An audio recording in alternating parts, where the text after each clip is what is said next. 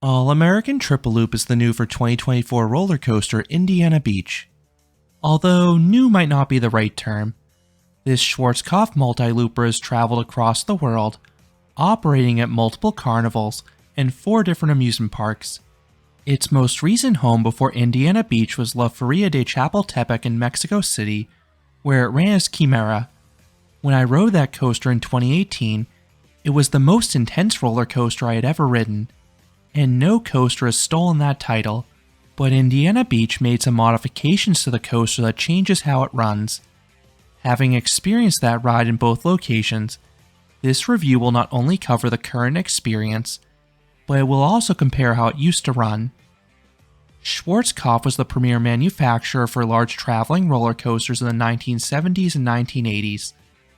In 1984, Rudolf Barth purchased a triple looping coaster from Schwarzkopf named Dreier Looping, or in English, Triple Loop. This was the world's first roller coaster to feature 3 vertical loops. The ride would tour Europe for the next 12 years, appearing at prominent carnivals annually. Barth sold the coaster to Malaysia's Sunway Lagoon in 1994. The ride operated there for the next 3 years as Triple Loop Coaster. After the 1999 season, the coaster was purchased by Flamingo Land and was relocated to England for the 2000 season, where it ran as Magnum Force. After the 2005 season, Flamingo Land sold both their classic Schwarzkopf coasters. Both were eventually sold to Mexican theme parks. Bullet was purchased by Selva Magica and has operated there ever since 2013. La Feria de Chapultepec purchased Magnum Force and reopened it in 2007 as Montaña Infinitum. The ride was later renamed Montaña Triple Loop, and finally Quimera in 2017. Now unfortunately, this coaster suffered a tragic accident in 2019. The back car derailed, resulting in multiple injuries and 2 deaths. Mexican officials immediately closed La Feria, and an investigation determined the accident was caused by a design defect that was exacerbated by faulty maintenance practices. La Feria ran the coaster much faster than intended, resulting in the track and trains deteriorating faster than expected. It seemed doubtful the coaster would ever run again, but in late 2020, Indiana Beach started promoting a new coaster for the 2021 season. It would be a Schwarzkopf Triple Looper. Since Schwarzkopf had been out of business for decades, the ride had to be used, and people quickly determined the park had purchased Quimera. The park promised the ride would be extensively refurbished before reopening. The ride was in poorer condition than originally thought, so the project took longer than expected. The coaster was delayed 3 years, finally opening in May of 2024. The ride was named All-American Triple Loop, which is an ironic name given how the coaster was built in Germany and has operated in 3 different continents, but it sure does look great. The ride was given a fresh coat of paint, and now it has all 3 colors from the US flag. Most track is bright blue, and most supports are snow white, but the ride's 3 loops are painted red to call attention to them. The ride looks its best from outside the park, as the layout runs alongside the road. You actually cannot see Triple Loop from most places within Indiana Beach. This is because the coaster was built on a plot of land that previously was not part of the park. Previously, the park stopped at Steel Hog. Triple Loop is built on an offshoot behind Steel Hog that runs alongside a parking lot and a road. This midway is very bare at the moment, but the park is in the process of adding a swinging inverter ship adjacent to Triple Loop. While this is now the park's largest coaster, it doesn't have much of an entrance. Outside of the safety board, there isn't even a single sign bearing the ride's name. The coaster then has a covered queue house running alongside the station. I visited on a weekday, and the coaster was a total walk-on. From what I've heard, that seems to be the case most days. The bigger issue is the ride's operating hours. There have been a few days where the coaster is not even opened at all. This seems to be more common on weekdays. Then there are many days where the coaster opens late, my visit included, and to add insult to injury, the coaster often closes early. On my visit, the coaster operated for roughly 3 hours total. I am not sure if it's staffing, reliability, low ridership, or a combination of the three, but it's really unfortunate the park's newest ride has been so difficult to experience, especially considering it had already been delayed 3 years. I would recommend calling the park in advance of your visit to confirm if the ride is operating, and if you see it running, ride it immediately. I also suspect this coaster may be closed on days with rain. Rather than a chain lift, this coaster uses booster tires.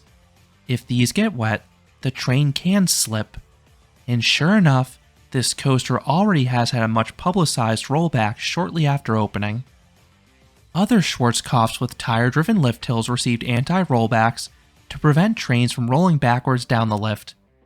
For example, these can be found on Galaxyland's Mindbender and Olympia Looping. However, this system was curiously never added to Dreier Looping. That is really surprising, considering how this coaster used to operate with 5 trains when it was on the German fair circuit. Indiana Beach only runs 1 train in triple loop, so there is not a risk of a collision when a train does roll backwards, but it still is not the ideal behavior, so I would not be surprised if anti-rollbacks were added this off-season. Now let's talk about the trains. This is probably the biggest change to the ride. Back when this coaster was Dreier Looping, it had 5 trains. Each train sat a max of 20 riders, as the train had 5 cars, each with 2 rows of 2. This capacity was absolutely necessary for the busy fair circuits. When the ride moved to Mexico, it only had 3 trains left. At the time of the accident, Quimera only had 1 train in use. So when Indiana Beach bought the coaster, there were serious questions what train the coaster would operate with. Quimera's trains seemed beyond repair. I really am curious what their plan was if the coaster actually opened on time for the 2021 season. Were they going to have someone like Gerstlauer manufacture a new train? I mean, Gerstlauer did that for Hershey Park's Super Duper Looper years ago. Or would they repurpose another Schwarzkopf train? They did also buy La Feria's shuttle loop. But Indiana Beach caught a major break in January of 2023. Galaxyland announced they were removing Mindbender. This was a very similar ride in many ways. It was also a Schwarzkopf triple looper, and it eerily suffered a similarly fatal derailment in 1986. The root cause was poor maintenance in the wheel assemblies. They were difficult to access, and the maintenance manual was improperly translated. Mindbender reopened in 1987 with several major changes. The trains were shortened from 4 cars to 3, and the trains were now comprised of 3 lead cars. On Schwarzkopf's, the lead cars had double the wheel assemblies, making them more robust and less prone to derailments. The ride originally had just a single lap bar, but 2 redundant restraints were added. Guests now had a seatbelt across their lap, and there were also accordion-style shoulder pads. These firmly locked guests in place for the duration of the coaster. These changes allowed Mindbender to operate without incident for the following 3.5 decades until its unfortunate closure. While the coaster itself was scrapped, Indiana Beach smartly purchased at least one of the ride's 4 trains. It is unknown at this time if Indiana Beach purchased any of the other 3 trains. Hopefully they did, so they have the option to add additional capacity down the road, or at least have a spare. But thus far, 1 train has been suitable for the crowds that Triple Loop has received. Even though this ride has a dreadfully low throughput, the train only holds 12 riders. Then dispatches are really slow.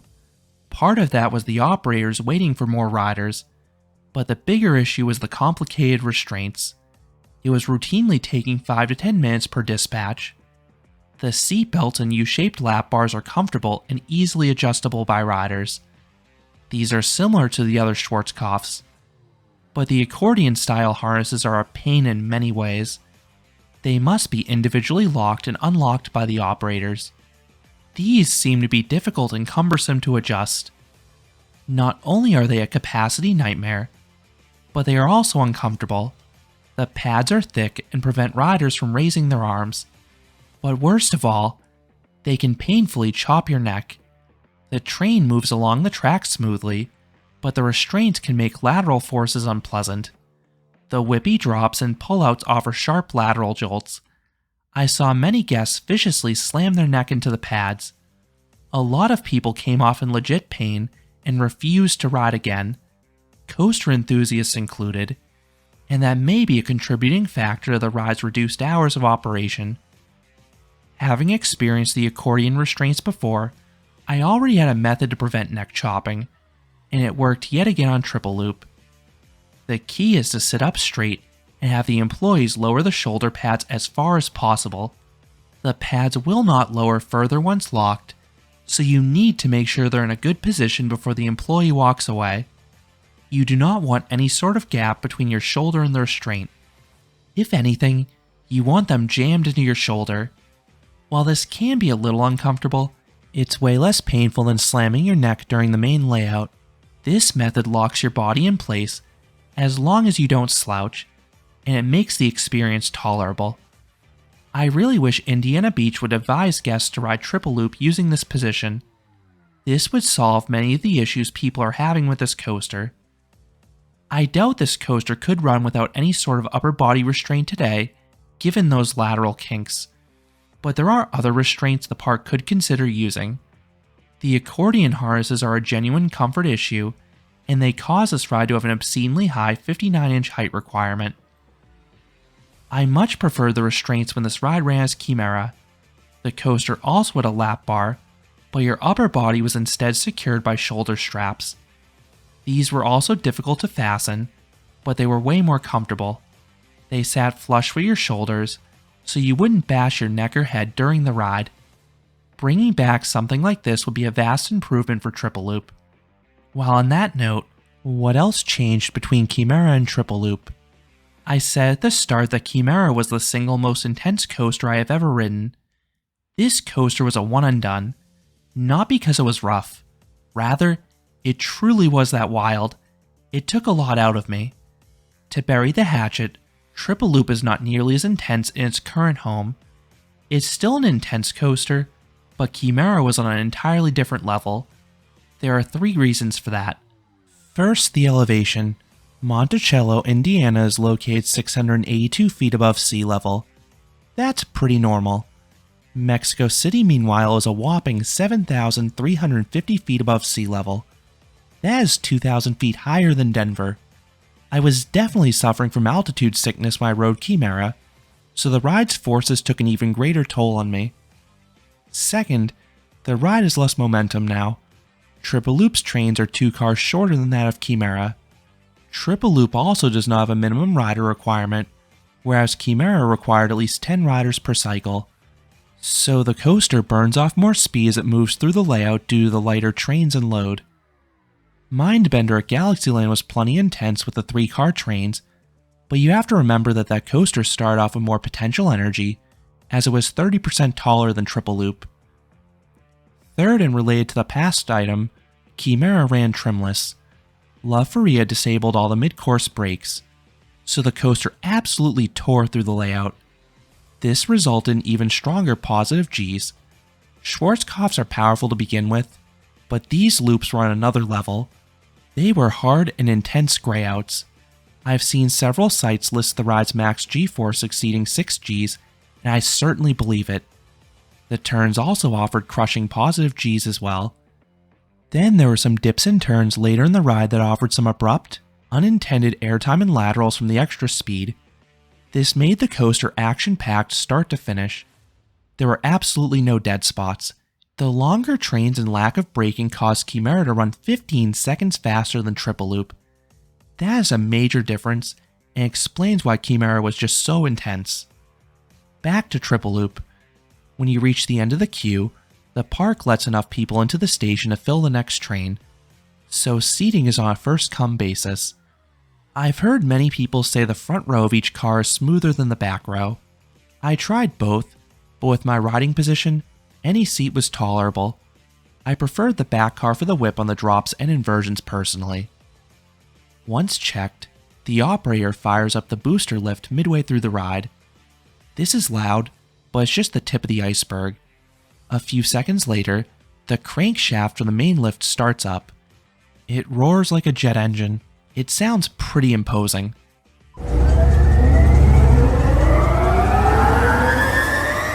You then climb up the 111-foot or 34-meter tall lift hill.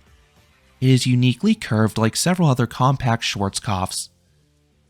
The ride begins with a demonically twisted plunge off to the right.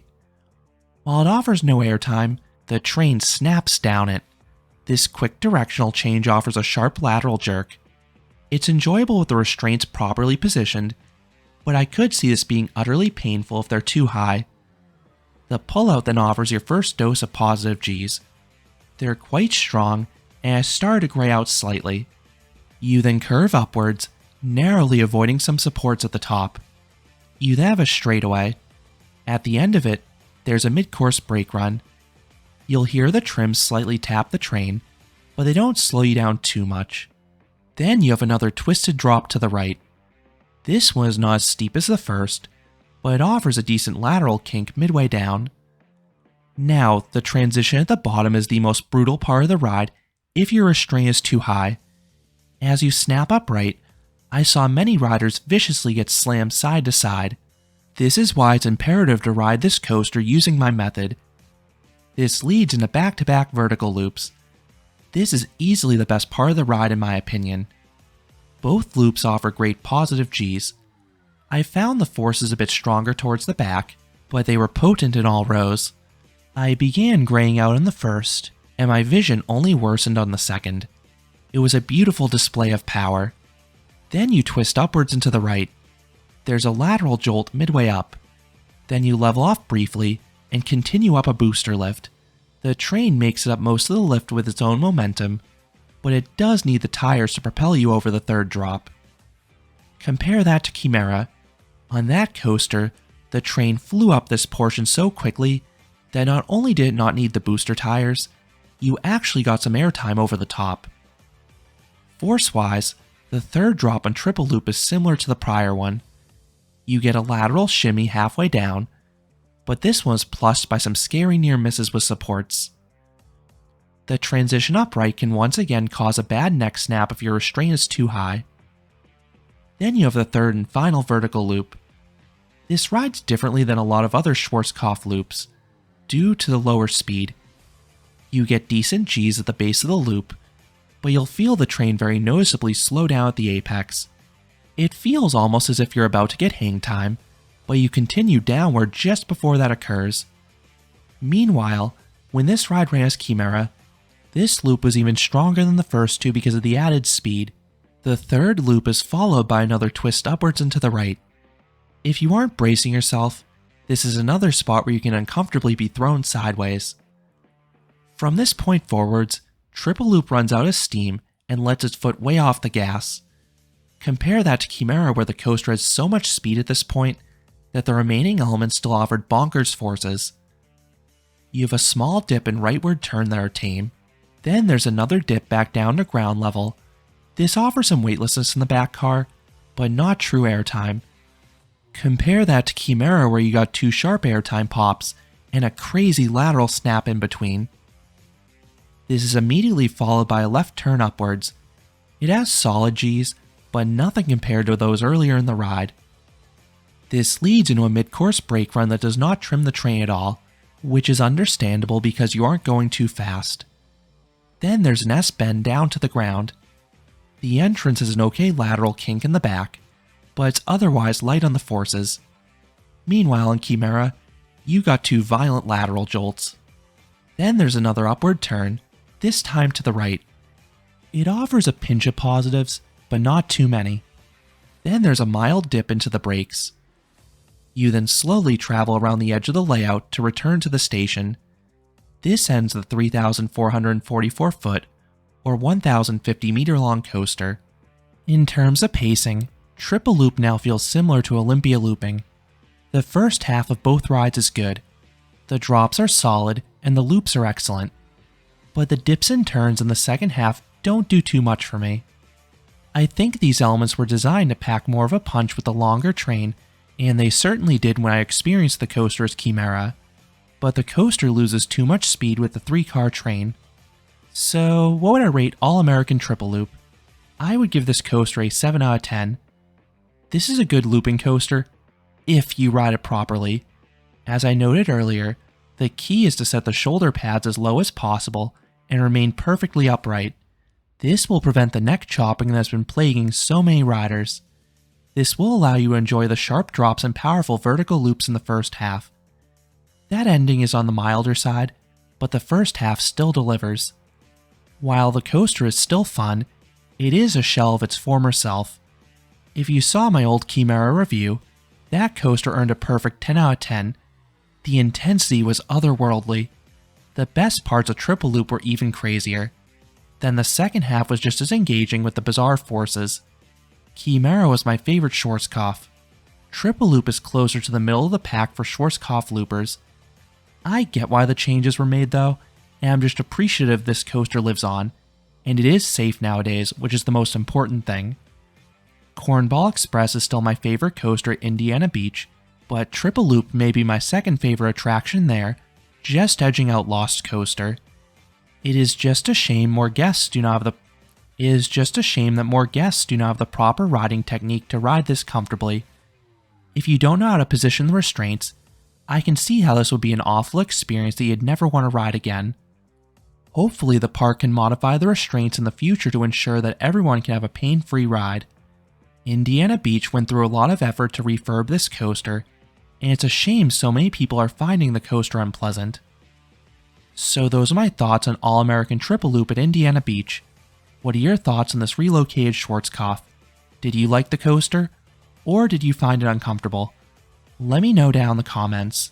If you enjoyed this review, I would appreciate it if you gave this video a like, and you consider subscribing, because there'll be a lot more roller coaster amusement park videos here at Canopy Coaster. Thanks for watching.